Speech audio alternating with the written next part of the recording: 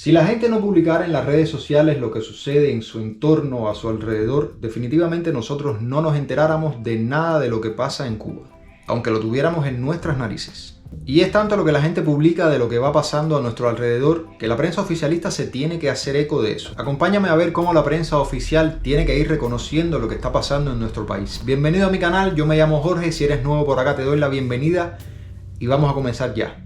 La prensa oficialista se abre al llanto y al lamento por la crisis actual en Cuba. En un inusual giro narrativo dentro del periodismo estatal cubano, el periódico Girón, órgano del Partido Comunista de Cuba en Matanzas, publicó 3 reportajes que abordan la crisis económica desde la perspectiva humana, alejada de los habituales panfletos ideológicos. Esto es interesante porque la prensa oficial cubana siempre ha sido triunfalista. Siempre ha publicado una versión esperanzadora de qué es lo que está sucediendo y qué es lo que va a suceder, que año tras año va a haber una mejoría que no acaba de llegar. Lejos de repetir las justificaciones oficiales sobre el embargo estadounidense o exaltar la resistencia del pueblo, estos relatos retratan con crudeza el drama de la supervivencia cotidiana en la isla, poniendo en el centro a los cubanos de a pie y sus angustias. Esto es una publicación de Facebook, donde se habla por arriba de lo que va la cosa. En ciertos atardeceres se siente el aroma del café al carbón. Normalmente identifica los días festivos. Entonces la memoria te juega una mala pasada. Crees que es 31 o que la ciudad se desvive en sus carnavales. Esto que acaban de ver me parece que es una manera de hasta cierto punto empatizar o intentar ganarse la simpatía de los lectores de otra forma diferente, intentando hacer ver que se está en sintonía con la realidad cubana. Cosa que a mí me parece que no es correcta. A mí me parece que los medios oficiales todavía no están en sintonía con la realidad cubana, ni van a estarlo durante mucho tiempo. Las penurias del recolector. Vamos a entrar un momentico en esta historia, a ver qué nos quiere transmitir el periódico oficial. En la cubeta que alguna vez fue de helado, ahora solo restan 2 dedos de arroz. Mi mamá la mueve un poco sobre la mesa como para comprobar con el oído lo que observa y no puede creer. ¿Ya nos comimos todo eso?, exclama y agita el recipiente. Los granos chocan los unos con los otros y contra el plástico de las paredes. Suena a un montón de microgalaxias que nacen y mueren.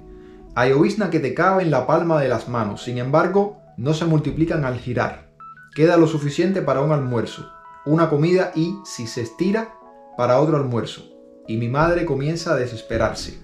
En la casa puede faltar mucho en los estantes de cocina, pero no el arroz. Medimos nuestra hambre en cuántos platos de él puedas zamparte. Por eso, cuando te percatas de que se te acaba, te preguntas qué tan bajo estás llegando. Prepárate, que hay que buscarlo donde sea, me dice la vieja. Ella levanta el teléfono y comienza a marcar números uno detrás del otro. Llama primero al vecino del doblar para preguntarle si en la MIPYME que abrieron cerca hay.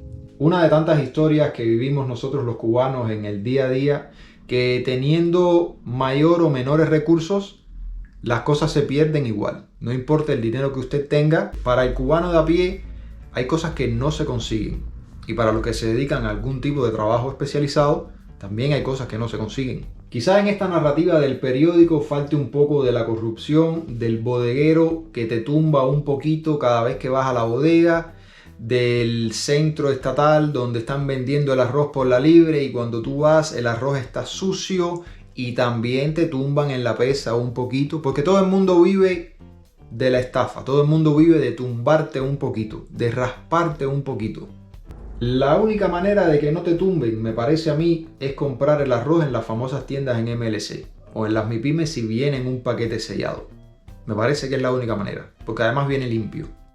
Y además, faltó decir cuando el arroz no viene a la bodega, que no se puede comprar con la libreta. Son tantas cosas las que faltaron por decir.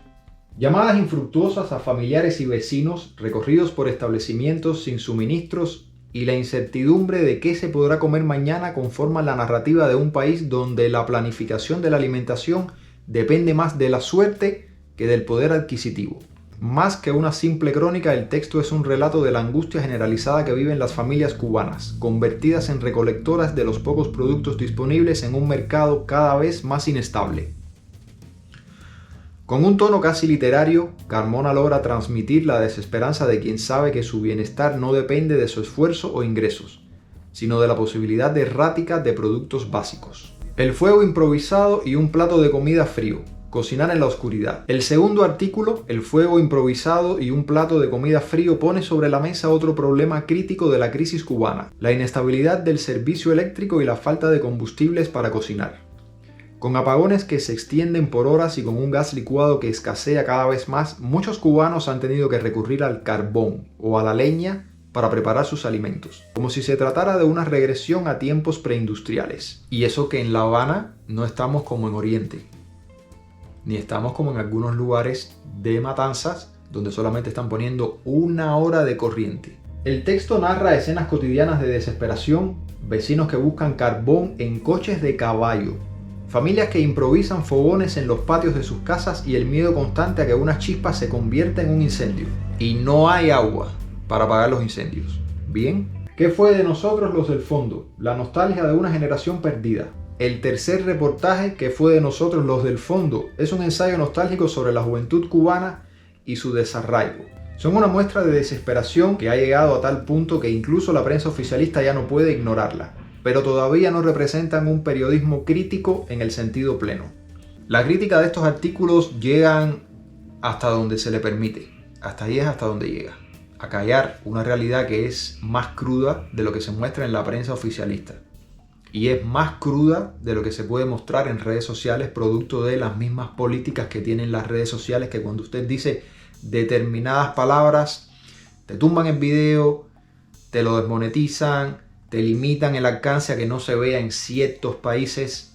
Eso es una realidad que, bueno, sabemos nosotros los que nos dedicamos a crear contenido para redes sociales. La realidad es más cruda de lo que se muestra realmente, pero si no fuera por las redes sociales, nosotros no nos enteráramos de qué es lo que está pasando en nuestro país, aunque estuviera pasando en nuestro mismo vecindario. Porque hay personas que no tienen por qué estar en la calle o en el cuchicheo con los vecinos, en el chisme de ver quién se fajó con quién, a quién le dieron una puñalada, a quién mataron, a quién descuartizaron, como una familia que descuartizaron el otro día, que uno se viene a enterar precisamente por las redes sociales.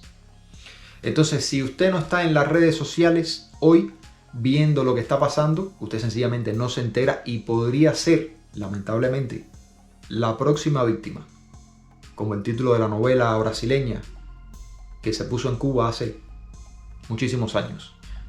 El desarraigo de la juventud tiene muchas razones que vamos a tocar en otro video, pero sí, la juventud se siente desarraigada. La juventud que queda se siente desarraigada porque sencillamente no encuentra futuro en un país que, lejos de mejorar, lo único que hace es empeorar, lamentablemente. Y ya les digo yo a ustedes, ni siquiera teniendo dinero a veces se consiguen las cosas.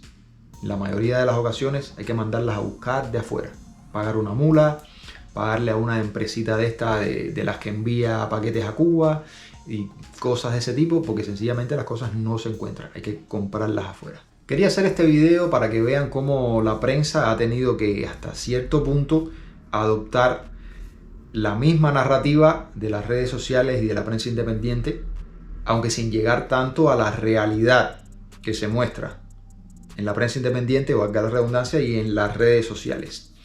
Ya les digo, estamos viviendo momentos muy complejos en Cuba, que yo no veo mejoría, ni creo que vayan a mejorar en el corto plazo.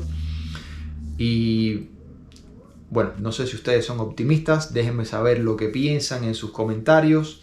Compartan este video con sus amigos y familiares. Como siempre les pido, dejen un like, que es de gratis, no les cuesta nada y ayuda mucho a nuestro canal. Y si quieres mantenerte al tanto de lo que vamos publicando aquí, suscríbete para que sigas viendo contenido como este y pasa por mi canal principal, que es donde pongo los vlogs, a veces las imágenes más fuertes, también un poco de variedad. Familia, los quiero. Nos vemos en un próximo video.